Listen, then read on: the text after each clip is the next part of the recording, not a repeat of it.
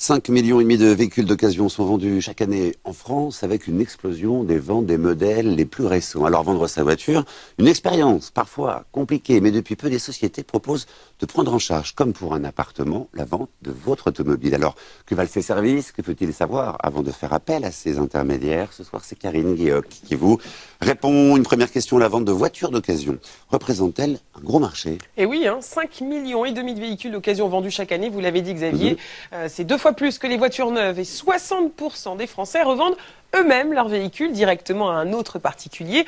Alors l'autre possibilité, c'est le concessionnaire qui reprend votre ancien modèle lorsque vous en achetez un nouveau, mais le prix proposé est en moyenne inférieur de 20% à la cote officielle, d'où l'attachement des Français à la vente en direct. Une autre question. Bien sûr. Quels sont les avantages de faire appel à un intermédiaire pour revendre sa voiture? Alors en général, comme il faut 4 à 6 semaines pour trouver un acheteur, et bien là, vous gagnez du temps. Il existe en effet, et c'est très récent, des agences automobilières, vous comprenez le jeu de mots.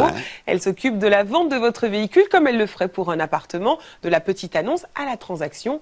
Montant de la commission, 5% du prix de vente en général, soit 400 € pour une petite citadine vendue autour de 8 000 €, 750 pour un monospace de 15 000 €. Et puis sachez également que les sociétés d'experts qui travaillent pour les compagnies d'assurance peuvent évaluer la valeur de votre auto, rapport à l'appui, 200 € en moyenne la prestation. Tout de même. Et ces voitures vendues par des intermédiaires sont donc de bonnes affaires?